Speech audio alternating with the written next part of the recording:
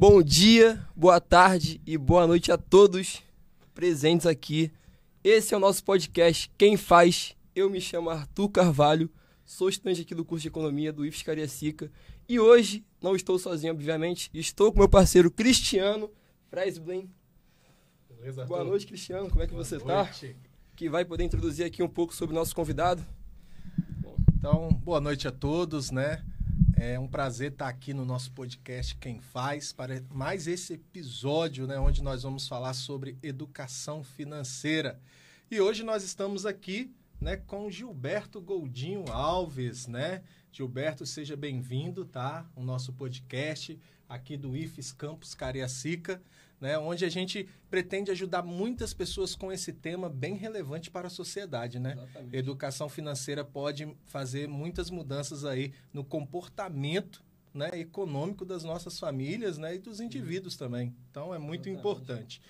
Mas vamos falar um pouquinho sobre o nosso convidado, né, de hoje aqui, Gilberto. Gilberto que tem 35 anos de idade, é natural lá de Afonso Cláudio, né? E é formado em contabilidade pela FAESA e tem pós-graduação, tá, em gestão de negócios. Então, né, tem essa bagagem aí, né? Além do mais de ainda ter 14 anos no sistema Sicoob Espírito Santo, né? E está aqui conosco hoje para falar um pouquinho.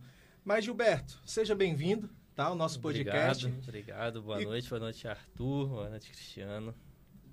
E conta Obrigado. um pouquinho pra gente da sua trajetória, né? Sua trajetória profissional. Conta um pouquinho para nós. Então, primeiro agradecer aí pelo convite, né, de participar aí com vocês aí hoje no podcast. Então, minha trajetória começou no Sicoob lá em 2010, como estagiário, né, final de 2010. No setor de contabilidade, tive a oportunidade de acessar o Sicoob. Depois de 3 anos eu saí da contabilidade e fui para a agência, que era uma vontade minha. Comecei lá como caixa, lá em Afonso Cláudio. E nesse período a gente veio aceitando os desafios, conhecendo um pouco do sistema, né? Hoje não existe uma faculdade de bancário, né? Não existe isso, né? De bancário, de cooperativa. Você vai aprendendo ali do dia a dia, conhecendo, estudando, faz as certificações. Então, vem crescendo dentro da própria instituição. E tive a oportunidade de vir para Vitória nesse período, 2015. E aí a gente foi chegando os desafios, crescendo dentro da instituição. Tive a oportunidade de ser gerente de relacionamento por 6 anos, e agora, há 1 ano, estou como gerente de agência lá em Cariacica, hoje em Nova Rosa da Penha. Então, um desafio novo também, começando aí na gestão de pessoas. Bacana. E, Gilberto, nós, né, com o nosso tema central, nós estamos aqui para falar um pouco sobre educação financeira, né? E não dá para a gente poder abordar esse tema sem antes, Arthur, comentar um pouquinho de como está o endividamento da população brasileira. Exatamente. Né? Saiu uma reportagem, tá, no jornal Estadão, né, que já em maio e junho de 2025, tá, mais de 50% das famílias brasileiras estavam endividadas, né, inadimplentes. Né? Então, isso é um dado que nos preocupa bastante. Né? Como futuros economistas, né, a gente tem que preocupar com a saúde econômica, né, da população, né, principalmente aqui de Cariacica, do Espírito Santo. Né? Então, tem que ser uma preocupação de futuros economistas. Né? E, aproveitando a sua presença, Gilberto, na sua opinião, quais são os fatores que mais impactam no endividamento das famílias? Você já começou falando aí sobre fatores, né? Eu acho que é um conjunto de fatores que leva a esse endividamento aí hoje das famílias, da população brasileira, né? Hoje, você falou, é mais de 50%, se não me engano, está chegando aí a 77% de pessoas endividadas, situação de endividamento no Brasil. Acho que os principais fatores é o consumo excessivo, né? Utilização indevida ou de forma incorreta do crédito, utilização do cartão de crédito em excesso, do cheque especial, que tem uma taxa de juros aí que é muito alta e acaba... A pessoa entra e não sai mais, né? Aquilo vira parte da renda ali da pessoa e o endividamento só vai crescendo e não consegue mais sair dessa bola de neve que a gente chama, né? Exatamente. Sim. E o acesso também ao crédito muito fácil, né? Com as fintechs aí hoje, então... o acesso ao crédito com taxas muito altas, elevadas, isso aliado ao excesso, né? Consumo, e toda hora a tela piscando, ofertando e vendendo, então isso acho que ajuda a levar, e a gente tem hoje aí as bets também entrando, que é outro fator que ajuda no endividamento, né? A pessoa deixa de comer ou de pagar o cartão para poder apostar. Então, acho que são esses detalhes e também a questão...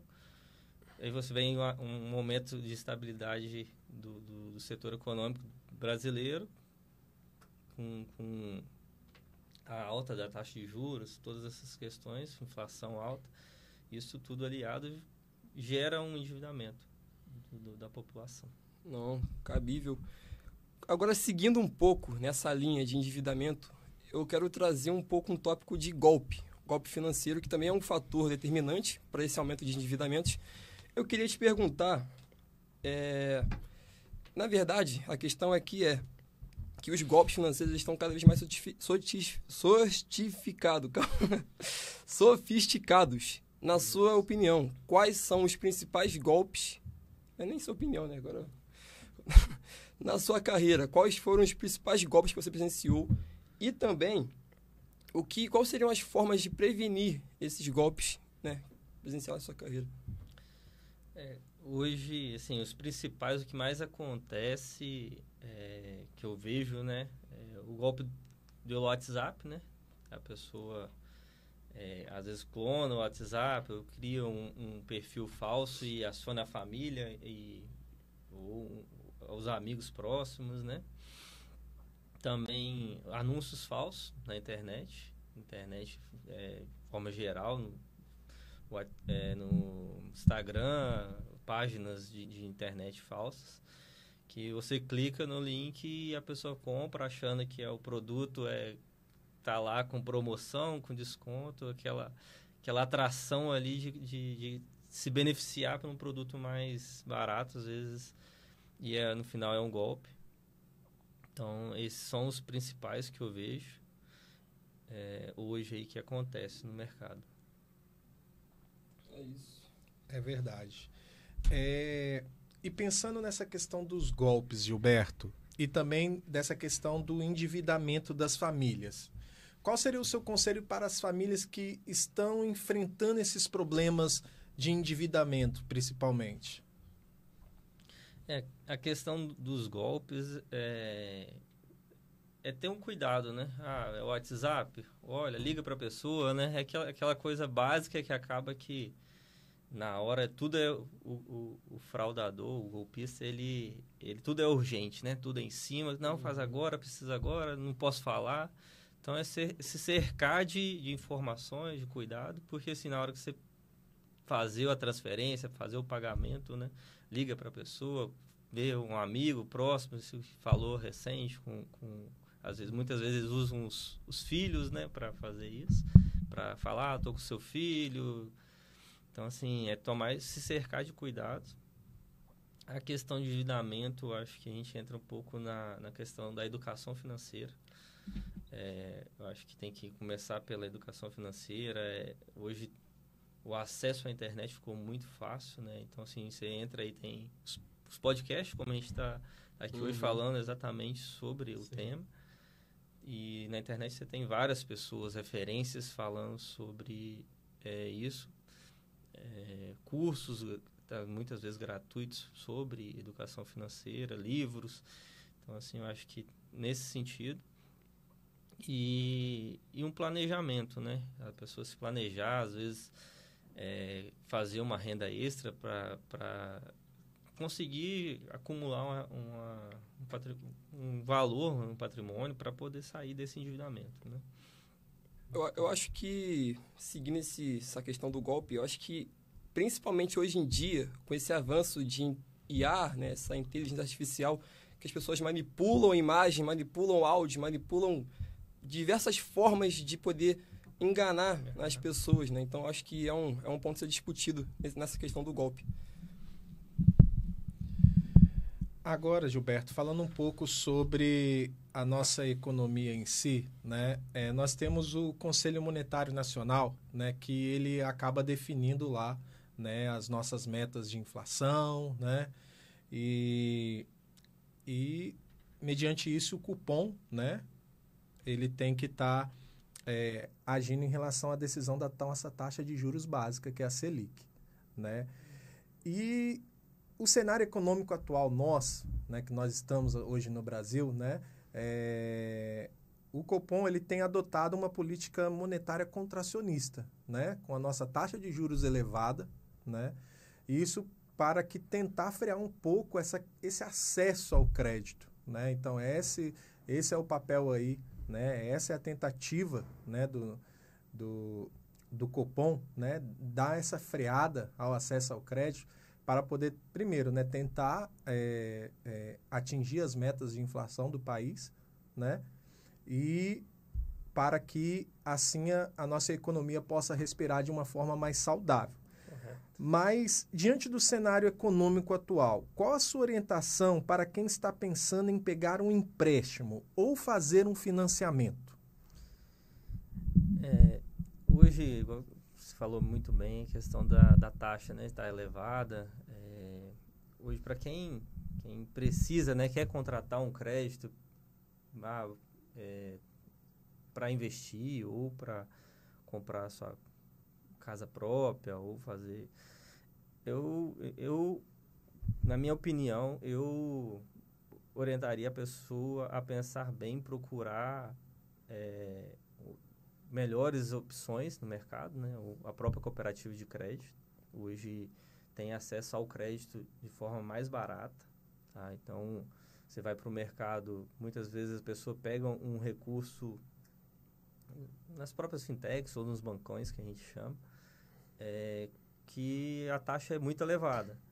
Então, assim, o primeiro passo é analisar bem esse fator que é a taxa de crédito. E também a necessidade de tomar esse crédito. Então, assim, eu posso postergar isso, eu posso esperar ter uma estabilidade econômica, financeira no país.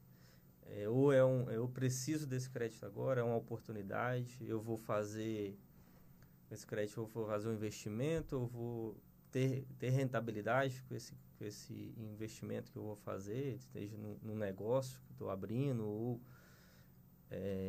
algo que eu vou investir em parceria. Então, assim, eu acho que é se planejar e estudar mesmo, procurar orientação financeira, um planejamento financeiro para fazer e buscar no mercado financeiro as melhores taxas e os melhores players aí hoje para poder tomar o crédito. Então, agora voltando um pouco à questão da educação financeira, as famílias em si, um ponto que você até citou anteriormente, que é em relação às casas de aposta, essas famosas bets, né, de hoje em dia. Sim. Eu queria saber, né, por você, o que você aconselharia, o que você acha que deveria ser feito pelo governo para poder frear, né, de certa forma impedir que essas casas de aposta se proliferem cada vez mais e afetem cada vez mais famílias por aí. Qual medida deve ser tomada? Rapaz, acho que essa é a pergunta de milhões, né? Exatamente. Literalmente, assim... Eu acho que é um grande problema, né, essa questão das bets hoje no Brasil, por exatamente a nossa população, de forma geral, não ter a educação financeira, né, não ter isso na base. Então, hoje bets no mundo inteiro existe. Então, o Brasil vem sofrendo muito mais do que outros países, exatamente porque nós não temos essa educação financeira. Então, algumas estatísticas que falam aí, a gente ouve alguns players falando sobre questão de educação financeira, no sentido de eles vêm trabalhando aí há 15, 20, 30 anos, tentando avançar com essa educação financeira, no sentido de educar, ensinar, falar sobre investimentos. Então, eles têm aí hoje, segundo estudos, eles têm 5% da população investe hoje. Investe um recurso, poupa e guarda, faz um investimento, faz o planejamento. E a Bet, no Brasil, em 2 anos, ultrapassou esse valor, esse percentual. Então, tem mais pessoas que jogam na Bet do que pessoas que investem, que guardam, que poupam um recurso, né? Aí falar de o que o governo tem que fazer é complicado, é difícil achar um caminho, porque a Caixa Econômica, saiu uma matéria essa semana, que a Caixa Econômica vai abrir a sua Bet. Então, você pensa assim, hoje a lotérica, por que vai abrir? A lotérica está tendo uma queda na rentabilidade, porque o pessoal entra em vez de jogar na Bet e jogar na lotérica, na Mega Sena, e prefere jogar na Bet. Caraca. Então, um caminho eles viram foi criar a própria Bet da Caixa Econômica. Que não vai resolver muito. E previsão de faturamento de 2026 é 2,5 bilhões de reais. Então, assim, o que deveria ser feito é ter restringido a entrada. Talvez estruturado melhor, não sei, uma forma, porque talvez não conseguiria impedir, né? Mas ter um mecanismo de entrada mais restritivo, seguro, orientado. Então, talvez isso lá atrás, né? Agora, hoje é difícil falar sobre isso. É verdade. E como a gente viu, né? Aqui o nosso podcast, né? É o Quem Faz, né, Arthur? É o Quem Faz. E aqui no IFES, quem faz são os alunos, né? Que estão aprendendo, que estão aí estudando. E a gente tem Gilberto, nós temos uma participação de alguns alunos, tá? Que a gente falou, né? Do nosso podcast de educação financeira. E eles têm algumas dúvidas, tá? Para poder tirar com você. E vamos ver aí a primeira participação aqui no nosso podcast. Então, nós temos aí a Brenda, né? Que ela perguntou: qual é o erro mais comum que as pessoas cometem ao tentar economizar? Uma coisa assim que eu vejo muito, Brenda, né? Brenda que mandou aí. As pessoas não... vou poupar 10 reais. Não vou poupar porque é só 10 reais. Não vou guardar. Não começa, entendeu? Então, assim, eu vejo... muitas vezes a gente precisa começar... porque esses 10 reais, 10 vezes já vão ser 100 reais, daqui a pouco vai ser 200, 1.000. Então, assim, você precisa começar, independente do valor, para você vai criar essa disciplina, né? Tá? E chegar o momento de você estar poupando um valor maior. Então, assim, quando você vê o montante acumulado, né? Isso te gera uma satisfação que gera uma disciplina maior em manter, né? O foco em poupar. Bacana. E vamos ver qual é a próxima pergunta? Vamos ver então. Quem é o próximo? Rodrigo enviou: como a educação financeira pode ser inserida de forma mais eficaz nas salas de aula? Então, vamos ver como que pode ser. Eu acho que primeiro as escolas, em forma geral, né, públicas ou particulares, têm que inserir a educação financeira, né, na base, né? Desde lá da criança, eu acho que se fala pouco, tanto com as crianças quanto na família, né? Às vezes em casa. Então, assim, eu acho que precisa ser inserido dentro da grade curricular das escolas hoje, aí, desde da pré-escola lá, iniciando essa questão aí de educação financeira. Porque, assim, deixar para falar à tarde, às vezes é mais difícil. Exatamente. Complicado. Então agora vamos seguir aí para... Tem mais uma pergunta, então? Mais uma pergunta? Tem mais uma, Vamos lá? então. Vamos ver. Uma participação. Agora é o Carlos, né? E o Carlos perguntou assim: qual é a melhor forma de começar a investir com pouco dinheiro? Pergunta de muitos aí, né? Aí essa pergunta é boa, hein? Exatamente. De volta um pouquinho lá na outra, né? Acho que tem que começar, né? Mas assim, eu acho que primeiro é definir alguns objetivos, né? Então, assim, eu preciso criar uma reserva de emergência, eu preciso criar uma forma de poupar para eu investir em algo futuro mais rentável. Então, assim, eu acho que a ideia mesmo ali é começar e definir alguns objetivos, algumas estratégias. Então, assim, eu acho que é muito importante a pessoa, por exemplo, ter uma reserva financeira. Então, a reserva financeira você vai ter um investimento mais conservador, digamos assim. Então, assim, eu tenho minha reserva financeira, estou tranquilo, já consegui poupar um outro valor, o que eu posso rentabilizar um pouco mais aqui? Então, acho que meio que nesse caminho aí uma boa forma de começar a investir. É verdade. Vamos ver lá Exatamente. mais uma então, vamos ver? Pedro mandou aqui pra gente como identificar o tipo de investimento mais adequado para cada perfil, né, de investidor, né? Como podemos identificar isso aí? Eu acho que vai, assim, na minha opinião, vai de momento mesmo da pessoa, de vida, né? Então, assim, às vezes a pessoa, igual a gente falou, já tem uma reserva financeira ou a pessoa não tem uma família ainda constituída, não tem filhos para poder sustentar uma família ali. Então, ela pode, às vezes, arriscar um pouco mais, né?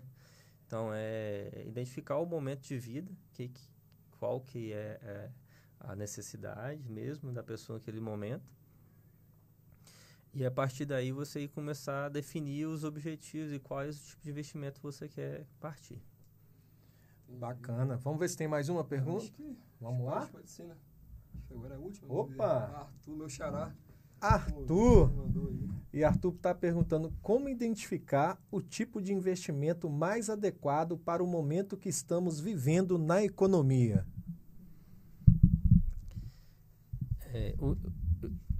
Isso aí, acho que vai, a gente falou, vai muito do momento da pessoa também. Mas, assim, hoje, na minha opinião, pela estabilidade econômica, financeira que vivemos, talvez um investimento mais conservador, ou como eu diria lá na roça, né? Dividir um pouco os ovos em várias cestas, né? Então, assim, diversificar mesmo, tá? Então, eu tenho um valor a mais, eu não quero ficar só no conservador, mas, assim, divide, né? Diversificar, fazer essa diversificação, mais arriscado, renda fixa. Então, até por conta do momento financeiro. Então, assim, você vai para um investimento mais arriscado, a rentabilidade é maior, mas o risco é maior, né? E junto com o momento financeiro do país, pode ser um risco não calculado, né? Então, acho que diversificar é um caminho para identificar aí o tipo de investimento mais adequado. Compreendido. Então, agora acho que acabou, né, o quadro de pergunta. Vocês têm mais uma, então finalizou. Voltando à questão da educação financeira, algo que você já falou antes aqui, que tem a questão da estrutura da base das escolas, né? Hoje em dia, a gente tem essa questão de que eles até criaram essa questão de enviar dinheiro para incentivar o jovem no ensino público, né, tentar, de alguma forma, fazer com que ele se esforçasse, mas sem uma orientação do que fazer com esse dinheiro, acaba que a gente volta tendo a questão da BET, né, que a pessoa não tem uma orientação, não tem um ensino naquela base e ela se perde, ela não sabe o que fazer com esse dinheiro e acaba gastando com coisas que não vão agregar e também vão fazer com que ela perca esse dinheiro de forma rápida. Agora, na sua opinião, o que falta para que essa educação financeira chegue de forma mais prática nas escolas, né? Tanto ensino superior quanto privado também, que muitas vezes não tem essa preocupação.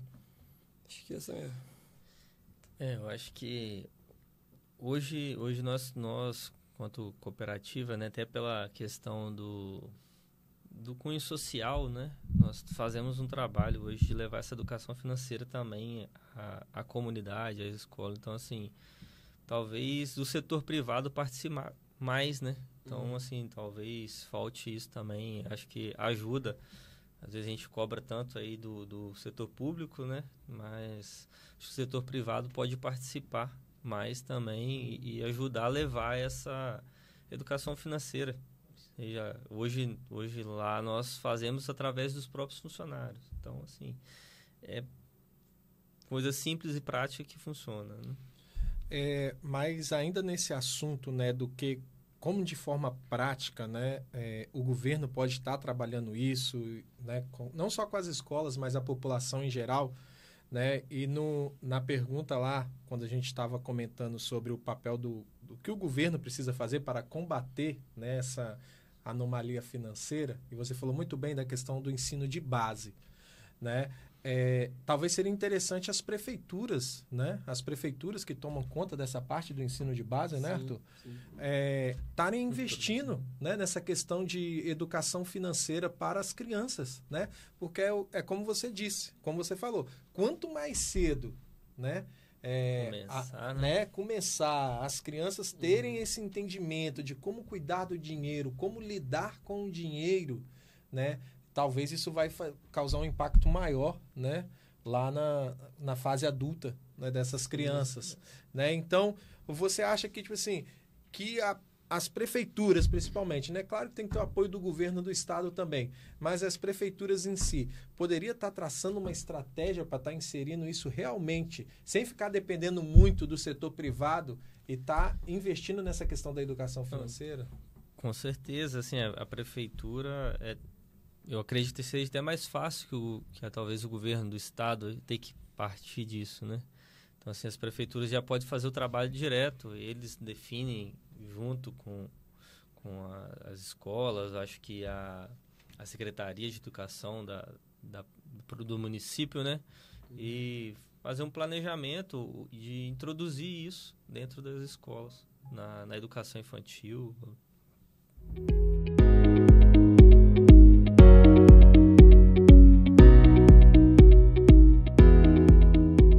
Mas acho que a prefeitura tem um papel fundamental olhando nesse sentido. Sim, bacana.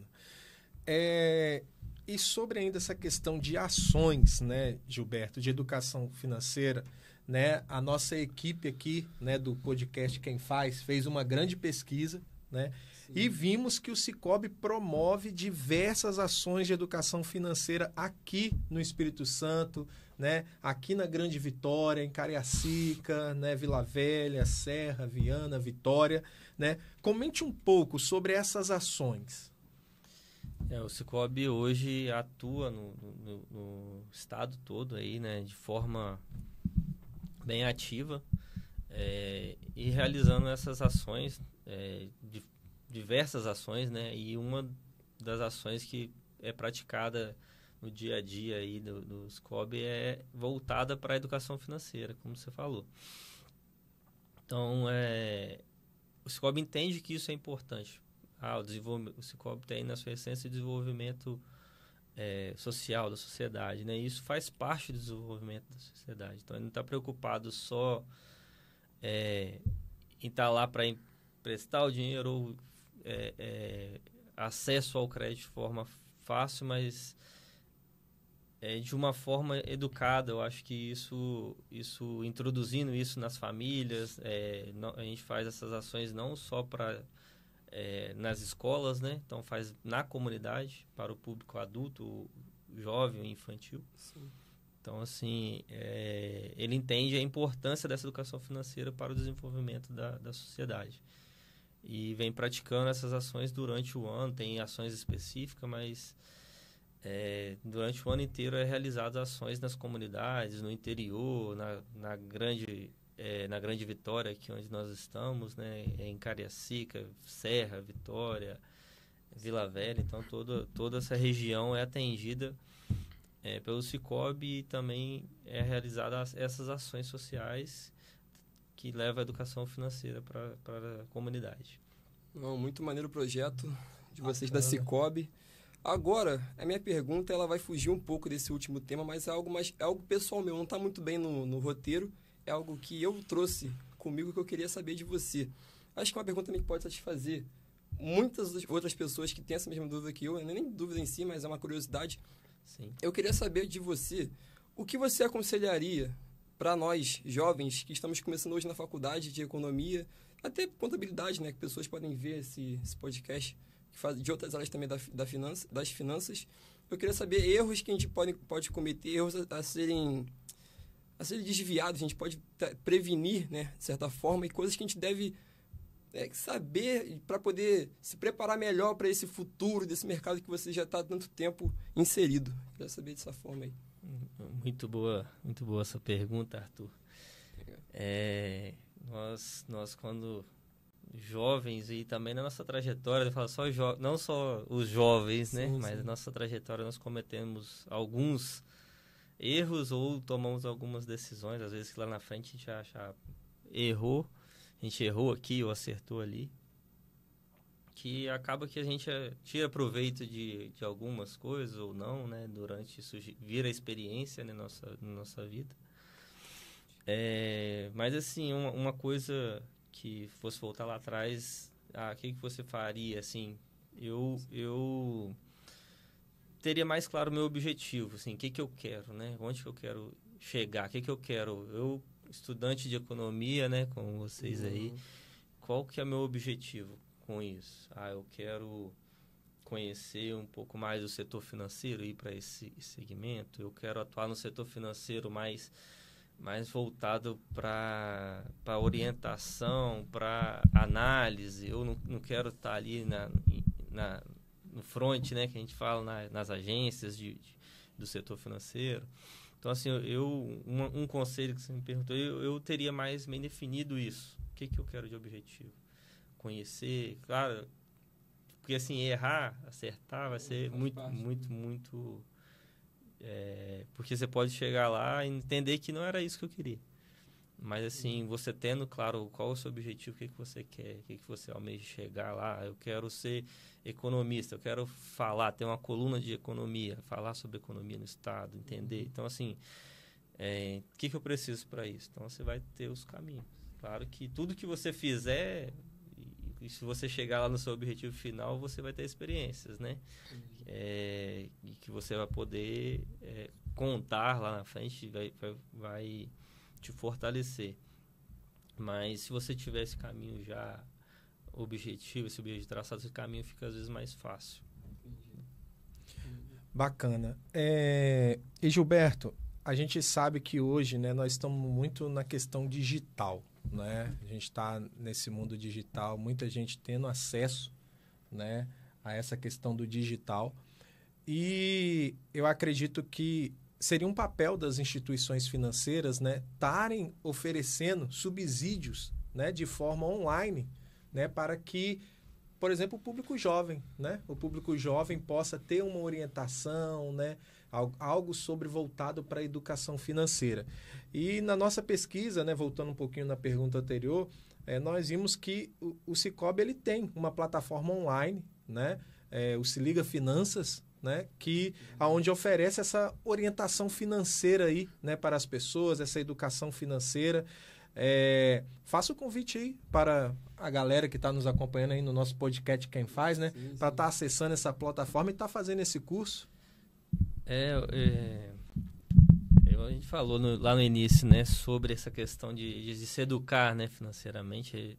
Hoje tem várias formas, a gente falou, tem os podcasts, tem as aulas, tem os cursos. Então, assim, o Sicoob tem essa plataforma que está acesso tá livre lá para a comunidade. Então, assim, eu acho que é interessante você aproveitar essas oportunidades, igual o Sicoob lá tem a plataforma disponível, você pode acessar, entrar no site, basta ter acesso à internet. Então, assim, e isso hoje está disponível para todo mundo, a internet, né? Um tempo atrás era difícil. Então, assim, o convite fica aí para vocês acessarem a plataforma, ir lá conhecer, fazer os cursos, né? Então, aproveitem esse conteúdo lá disponível. Né? Entendi. Agora, seguindo um pouco na questão da Sicoob, eu queria saber, assim, como que funciona essa questão de vocês terem essa disponibilidade de estágio, né, dentro do banco em si, em diversos pontos, né, do nosso estado do Espírito Santo. Eu queria saber como que funciona essa carreira para alguém que é economista, que entrou agora no curso, que quer seguir um estágio, como que funciona daqui para frente, como que ela vai trabalhar, como que ela pode subir de carreira, como que ela vai, posteriormente, né, ter um cargo mais avançado, como que ela vai aprender, ter esse conhecimento trabalhando na Cicobi com vocês. Hoje o Cicobi dá muitas oportunidades para os estagiários, Cristiano. Eu entrei como estagiário do Cicobi. E também dá essa oportunidade de seguir uma carreira, né? De se promover dentro da instituição. O conhecimento ele é disseminado dia a dia, né? Para os estagiários. Então, você vai ter acesso às funções. Então, tendo disponibilidade, oportunidade de ser promovido, você provavelmente vai ser contratado, né? Então, assim, esse desenvolvimento vem através do dia a dia mesmo, tá? A gente vê, tem lá os cursos Cicobi, tem plataformas internas de cursos para desenvolver conhecimento dos produtos, serviços, sistema, né, do próprio Cicobi. E uma coisa muito importante hoje para quem está iniciando, ingressando na carreira, é ter as certificações, né? Então, estar certificado, talvez tirar uma CPA 10, CPA 20. Isso é muito importante para você que está iniciando a carreira e fazer.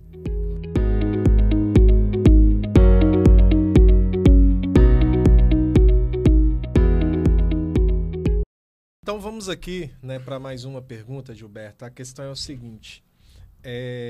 Nós fizemos, né, nossa equipe aqui do podcast, fez a pesquisa, né? E nós vimos que nós temos muitas instituições financeiras aqui no estado do Espírito Santo, né? Temos bastante instituições financeiras. Só que são poucas, né, que fazem esse trabalho de educação financeira, né? Então, acho que, se eu não me engano, tem uma regulamentação do Banco Central, né, exigindo essa participação dessas instituições financeiras na sociedade, né, ajudando de uma certa forma. E a gente não vê, né, tanto esse trabalho, né? Cadê as demais instituições financeiras fazendo, né, esse trabalho de educação financeira com a sociedade, né? Então, gostaria que você comentasse, né, qual a importância, talvez, né, dessas outras instituições também estar fazendo esse trabalho, como que isso ajudaria na saúde financeira da nossa população capixaba, principalmente? Isso é um problema, assim, acho que de cunho nacional, né? Não acho que o Espírito Santo também é um dos atingidos por isso. Então, assim, é super importante essas instituições também participarem, porque, assim, quanto mais pessoas estiverem falando sobre educação financeira, mais pessoas vão estar educadas, assim, seria retórico, mas assim, estariam educadas no sentido, assim, se protegendo de talvez dessas próprias bets, né, que um caminho para sair da bet aí de tal é você ter essa educação financeira. Então, se o cara que tem educação financeira, não que ele não vá, às vezes, jogar, tá? Talvez a gente não consiga eliminar 100% isso, mas que ele vai ter uma educação para participar disso aí, não jogar o dinheiro do aluguel ou o dinheiro de uma forma mais consciente, às vezes. Então, assim, a importância de ter atingir o maior número de pessoas com a educação financeira. Então, assim, você vê aí a força que as bets têm para fazer. Eles trabalham hoje com neurociência atrás dos comerciais, da própria aposta, né? E a gente, como educador financeiro, ou a pessoa, não tem essas ferramentas, né? Então, assim, a importância, eu acho que tá também nisso aí. Então, agora puxando um pouco para a questão mais de marketing, para vocês venderem também o peixe de vocês, né? Eu queria saber, assim, o que diferencia a Sicoob do resto dos bancos, né? O que tem de diferencial que, tipo assim, a pessoa que vai estar procurando um banco novo para abrir, que está procurando um novo financiamento, procurando algo bom para a vida dela, uma taxa de juros agradável, o que ela pode encontrar na Sicoob? O que diferencia, né, dos bancos convencionais que temos aqui no estado? São vários fatores, né? Mas, assim, o Sicoob hoje, o Sicoob, né, a cooperativa de crédito, ela tem um papel fundamental nessa questão do mercado financeiro, né? O Banco Central vê as cooperativas de crédito, Sicoob, como digamos assim, um regulador da taxa de juros ali no mercado, né? Porque, assim, o Sicoob, um diferencial do Sicoob é o quê? É ter o acesso ao crédito mais barato, um dos diferenciais. Então, assim, isso é um diferencial que tem. Então, o Banco Central vê isso de uma forma, assim, o Sicoob estando mais presente, ele ajuda a segurar essa taxa de juros que os bancos praticam. Então, tem a questão social, né? Então, o Sicoob faz um papel social muito importante aí nas comunidades.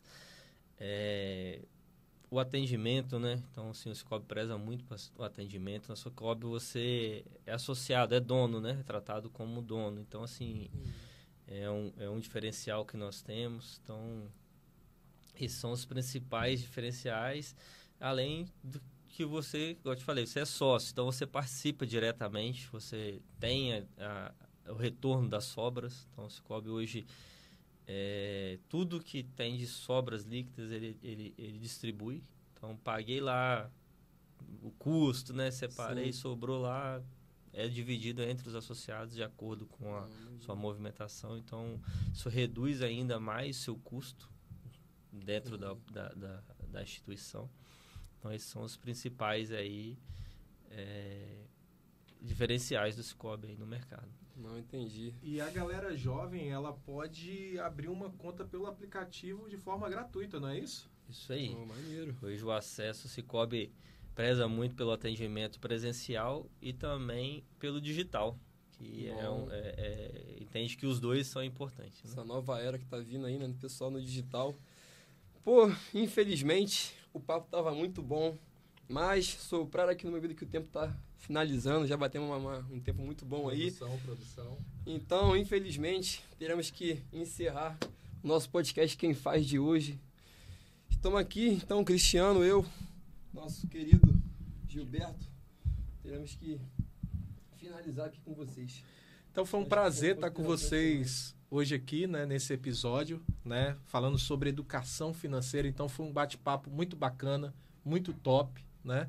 Então, a gente agradece a participação também, né, dos alunos do IFES, né, que participaram efetivamente aqui, fazendo perguntas, né, ao nosso convidado Gilberto. Obrigado. Gilberto, muito obrigado, tá, pela sua presença. Eu que agradeço aí, eu que agradeço a oportunidade de estar aqui com vocês, com os alunos aí do IFES. E parabenizar vocês aí mais uma vez também pela iniciativa, pelo projeto de vocês aí de fazer esse podcast com um tema que eu acho super importante aí para nossa vida, né, e comunidade, para todas as pessoas aí hoje.